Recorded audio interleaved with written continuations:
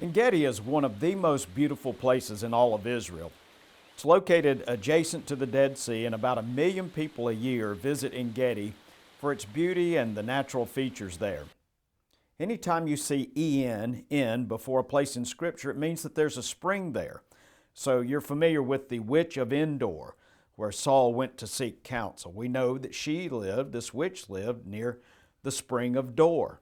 And you know in Rogel, where Adonijah proclaimed himself king. Well, that's the spring of Rogel. So Engedi means spring of the wild goats, and one of the major features at Engedi is the beautiful spring that comes down the mountainside. Engedi is known for the wild ibex goats that have been there since David's day. We see in 1 Samuel 24:2, when Saul was seeking David, it says, "Then Saul took 3,000 chosen men out of all of Israel and went to seek David and his men upon the rocks of the wild goats." And so that area was known for that even then. You'll also see the rock hyrax, which is everywhere at Engedi. This is known in Scripture as the Coney.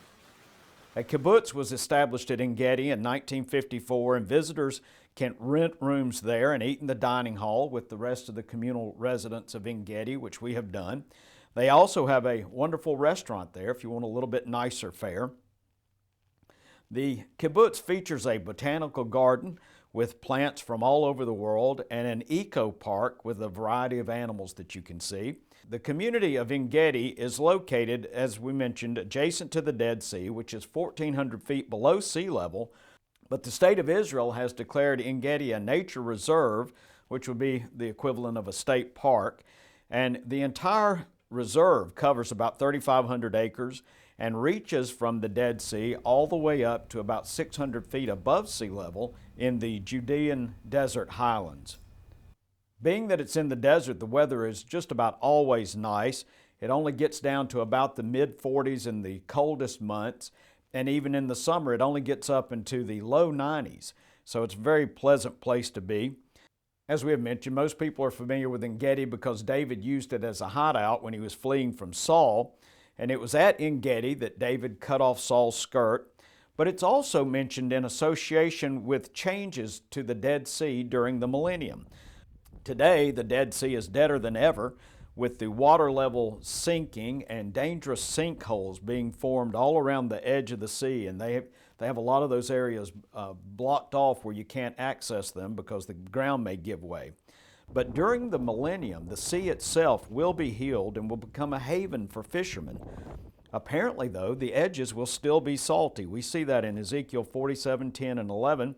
"And it shall come to pass that the fishers shall stand upon it from Engedi even unto Eneglaim." Well, we see the en at the beginning of Eneglaim, so we know that that's a spring, but we also see an im at the end of that, which means that it's plural. Anytime you see an im at the end of a Hebrew name or title, it means it's plural. And so Eneglaim means the spring of the two calves.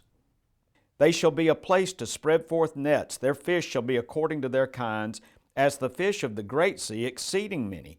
But the miry places thereof and the marishes thereof shall not be healed. They shall be given to salt." So it's a very interesting picture of what the Dead Sea is going to be like during the millennium. Engedi is also located near Masada, which was the site of one of Israel's last stands against the Romans, and near Qumran, where the Dead Sea Scrolls were found. So if you have a chance to visit Israel, I would highly recommend that you make Engedi a destination on your trip.